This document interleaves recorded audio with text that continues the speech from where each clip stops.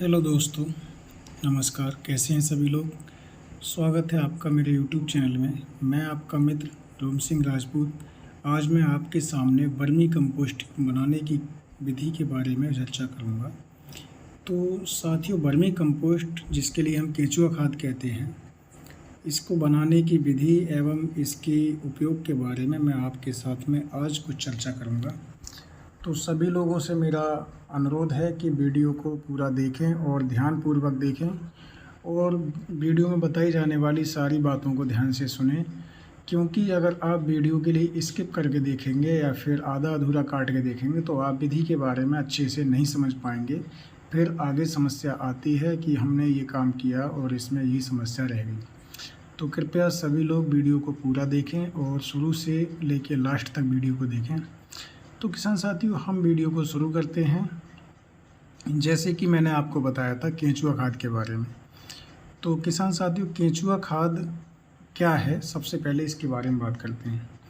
केंचुआ खाद एक ऐसी खाद है जो कि केंचुओं के द्वारा बनाई जाती है और इसमें बहुत सारे पोषक तत्व होते हैं और ये एक प्रकार से आपका कंपोस्ट ही होता है। लेकिन इसकी अगर बात करें तो ये थोड़ी सी जो हमारा साधारण कंपोस्ट होता है उससे कुछ एडवांस होता है और इसमें कुछ प्रक्रियाएं उससे ज़्यादा होती हैं, इसलिए इसके लिए हम केंचुआ खाद या वर्मी कंपोस्ट कहते हैं। तो किसान साथियों, बात करते हैं सबसे पहले केंचुआ खाद करने के लिए हमको क्या करना चाहिए। सबसे पहले तो हमको केंचुआ खाद तैयार करने के लिए हमको ये डिसाइड करना है कि हमको किस विधि से और किस तरह से केंचुआ खाद बनाना है। जैसे कि अगर आप पिट में केंचुआ खाद बनाते हैं तो आपको पिट का अरेंजमेंट करना होगा, यानी जो पिट होते हैं आपके उनकी व्यवस्था करनी होगी। इसमें आपके लिए एक तो ये पॉली बैग आते हैं, इन पॉली बैग में भी आप लेकर और केंचुआ खाद बना सकते हैं, या फिर आप पक्का फर्श बनाकर और उसमें उसके आप जो है 3 फीट चौड़े और लगभग 1.5 फीट गहरे और आवश्यकता अनुसार लगभग 7 से 8 फीट लंबे आप पिट बना सकते हैं। उसमें केंचुआ खाद को आसानी से बनाया जा सकता है, या फिर आप प्लास्टिक के पिट ले सकते हैं। अगर आपके पास कुछ भी अवेलेबल नहीं है तो आप अगर वर्मी कंपोस्ट बनाना चाहते हैं और ये चीज़ें अवेलेबल नहीं हैं और आपके पास अगर व्यवस्था नहीं है तो आप केंचुआ खाद बनाने के लिए सिंपल एक मार्केट से पॉलीथीन ले सकते हैं। पॉलीथीन को आप समतल ज़मीन पर बिछाएंगे और बिछाने के पश्चात हम उसके ऊपर गोबर के बेड बनाना शुरू कर देते हैं। तो किसान साथियों, ये तो हो गई बात कि हमको किस तरह से केंचुआ खाद का पालन करना है। दूसरी बात करते हैं कि जब हम स्ट्रक्चर बनाते हैं तो हमको इस चीज़ का विशेष ध्यान रखना है कि छायादार स्थान होना चाहिए, जिससे कि जो आसमान की जो गर्मी होती है बहुत ज़्यादा धूप उस पर नहीं पड़े। अगर ज़्यादा धूप पड़ती है तो समस्या आती है। अब किसान साथियों, बात करते हैं कि सबसे पहले हमारे लिए स्ट्रक्चर बनाने के बाद में काम क्या करना है। किसान साथियों, हमको सबसे मेन बात यह है कि गोबर हमारे लिए इकट्ठा करना है। अब गोबर जो है वो आपका गाय का गोबर हो सकता है, या फिर आप भैंस का गोबर ले सकते हैं, या आप जो है अपने पशु में जो भी पशु हैं आप उनमें से किसी का भी गोबर ले सकते हैं। जैसे कि गाय का गोबर, भैंस का गोबर, बैल का गोबर, मतलब जो भी आपके पास गोबर अवेलेबल हो हम उस गोबर को ले सकते हैं। इसके साथ साथ किसान भाइयों, हमारी जो फसलों के अवशेष होते हैं, यानी कूड़ा कचरा होता है फसलों का, जैसे कि पुआल हो गया, भूसा हो गया, या ग्रीन वेस्ट हो गया, जैसे कि हम बरसीम है या हरा चारा पशुओं को खिलाते हैं, उसमें से जो भी अवशेष बचते हैं उनको भी हम इस गोबर में सम्मिलित कर सकते हैं।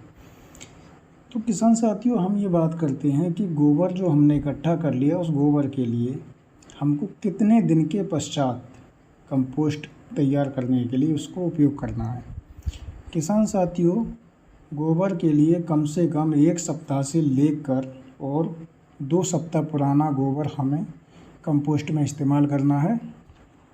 ऐसा इसलिए करते हैं कि गोबर की जो खाद होती है, गोबर को इकट्ठा करते हैं तो उसमें से मीथेन गैस रिलीज़ होती है। मीथेन गैस का जो काम होता है वो काफ़ी ज़्यादा गर्म और काफ़ी नुकसान पहुंचाती है केंचुओं के लिए। इसलिए हम गोबर के लिए 1 सप्ताह तक खुला छोड़ के और उसमें पानी को छिड़क कर और गोबर के लिए ठंडा करते हैं। ऐसा करने से हमारे जो गोबर है उसकी गर्मी शांत हो जाती है और उसमें कुछ ठंडक बन जाती है। फिर किसान साथियों सीधा हमारे लिए 3-3 फीट चौड़े बेड बनाने हैं। बेड बनाते वक्त हमको ये ध्यान रखना है कि बेड में आपके कोई भी कंकड़, पत्थर, पन्नी वगैरह उसमें नहीं आनी चाहिए, क्योंकि पॉलीथीन आती है तो उसमें वो केंचुआ खाद की क्वालिटी को ख़राब करती है, उसकी गुणवत्ता को बिगाड़ती है।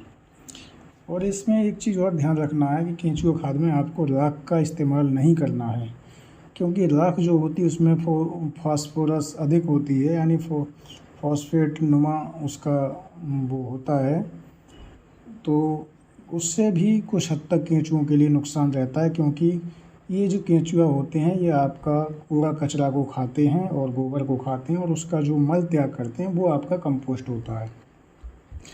किसान साथियों, आपने बेड बना लिए। बेड बनाने के पश्चात आपको केंचुआ उसमें डाल देने हैं। ऊपर से केंचुओं के लिए हम इस तरीके से छोड़ेंगे कि बेड में ऊपर से पतली पतली जगह बनाकर, और सारे बेड में आपको थोड़े थोड़े करके केंचुआ डालने हैं। केंचुआ डालने के बाद में आपको उस पर पानी का छिड़काव करना है। बेडों पर पानी का छिड़काव इसलिए करते हैं ताकि उसमें नमी बनी रहे और केंचुआ जो आपने डाले हैं वो आपकी गोबर की खाद में, गोबर में आप वो सही से मिल जाएं, सही से अंदर पहुंच जाएं। इसके पश्चात हम उसको अच्छे से किसी पुआल से या भूसा से ढक देते हैं, जिससे कि ऊपर से जो सनलाइट पड़ती हैं वो उनकी असर आपकी जो केंचुआ खाद है उस पर ज़्यादा नहीं पड़े। और दूसरी बात ये होती है कि जब ऊपर से उसको ढक देते हैं तो फिर वो छाया उसमें हो जाती है और अंदर प्रकाश नहीं जाता है, तो ये काम अपना अच्छा करते हैं। अब किसान साथियों बात करते हैं कि जब आपने सारे काम कर दी तो फिर आपके लिए क्या क्या काम करने रह जाते हैं। जैसे कि आपने उसमें अच्छे तरीके से ढक दिया। ढकने के पश्चात में आपको उसमें रोज़ाना शाम के लिए या फिर तीसरे दिन आपको उसमें पानी का छिड़काव करना है, जिससे कि गोबर आपका जो है वो अच्छी तरीक़ा से वो ठंडा बना रहे और उसमें नमी भरपूर मात्रा में बनी रहे। इसके पश्चात आप देखेंगे कि लगभग 1 महीना बाद जब आप देखेंगे तो आपका लगभग 50% कंपोस्ट आपका बन के तैयार हो चुका होगा। बाकी का आप देखेंगे कि थोड़ा बहुत और समय लगेगा। जब आप देखेंगे 45 से 50 दिन के पश्चात जब आप देखेंगे तो आपका पूर्णतः कंपोस्ट बन के तैयार हो गया होगा।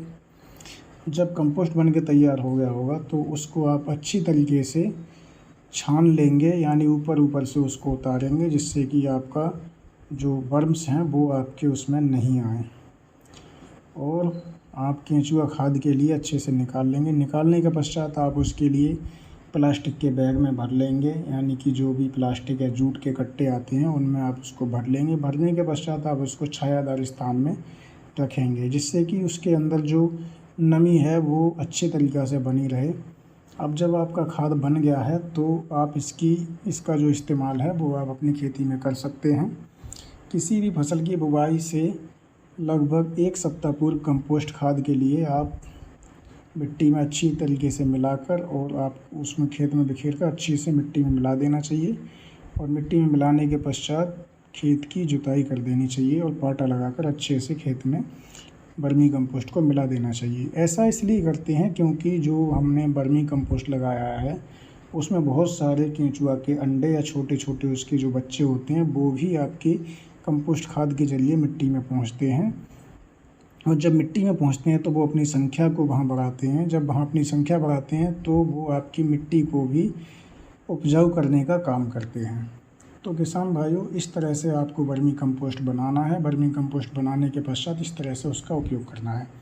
अब किसान साथियों बात करते हैं वर्मी कंपोस्ट ही क्यों ज़रूरी है, कंपोस्ट साधारण क्यों ज़रूरी उतना नहीं है। तो किसान साथियों सीधी सी बात ये है कि जो साधारण कंपोस्ट आप बनाते हैं उसमें वर्षा का पानी और बहुत सारी उसमें अव्यवस्थित चीज़ें पड़ती हैं, जिससे कि उसमें जो पोषक तत्व होते हैं उनका बहुत सारे पोषक तत्वों का ह्रास हो जाता है। जबकि वर्मी कंपोस्ट जो बनाया जाता है उसमें पोषक तत्व भरपूर मात्रा में विद्यमान रहते हैं। दूसरी बात ये है कि जो गोबर आपका केंचुआ के अंदर से होकर गुजरता है तो केंचुआ के शरीर में एक एंजाइम्स पाया जाता है। उस एंजाइम की मात्रा से जो कि चिपचिपा एंजाइम्स होता है, उस एंजाइम के संपर्क में आने से जो गोबर आपका होता है वो बहुत ज़्यादा उपजाऊ हो जाता है, और उसमें फास्फोरस, पोटास और नाइट्रोजन की मात्रा काफ़ी हद तक इंक्रीज हो जाती है। यानी कि ये देखा गया है कि जो वर्मी कंपोस्ट है उसमें नाइट्रोजन की मात्रा 2.5% से लेकर 3% तक पाई गई है, जबकि साधारण कंपोस्ट में नाइट्रोजन की मात्रा 0.5 से लेकर 1.5 तक पाई गई है। इसी प्रकार से फास्फोरस की मात्रा वर्मी कंपोस्ट में 1.5 से लेकर और 2.5 तक पाई गई है, जबकि साधारण कंपोस्ट में 0.5 से लेकर 1.0% तक पाई गई है। इसी प्रकार से सारे पोषक तत्वों की जो मात्रा है वो वर्मी कंपोस्ट में साधारण कंपोस्ट की अपेक्षा अधिक होती है। तो किसान साथियों, ये मैंने आपके लिए वर्मी कंपोस्ट से संबंधित कुछ जानकारी दी, और इस जानकारी में आपके लिए क्या समझ में आया, कैसा आप लोग महसूस करते हैं, आप पूरी विधि में आप क्या क्या समझ पाए, क्या क्या चीज़ आपको पूछनी है, इसके बारे में आप कमेंट बॉक्स में अपना कमेंट देकर मुझसे आप पूछ सकते हैं। मैं आपके लिए इस पर विस्तृत जानकारी दोबारा से बनाकर और सेंड करूँगा। तो किसान साथियों, ये मैंने आपके लिए केंचुआ खाद से संबंधित वीडियो बनाकर और तैयार की है। इसके लिए आप सभी लोग देखें। आप इसी तरह से हमारे चैनल पर जुड़े रहें और अपना प्यार देते रहें। धन्यवाद। जय हिंद, जय भारत। किसान साथियों, जो लोग चैनल पर पहली बार आए हैं वो चैनल को सब्सक्राइब ज़रूर करें और बेल आइकन को ज़रूर दबाएं, जिससे कि हमारी आने वाली सभी वीडियो की नोटिफिकेशन आपको समय से मिलती रहे। नमस्कार किसान साथियों, वीडियो देखने के लिए बहुत बहुत धन्यवाद।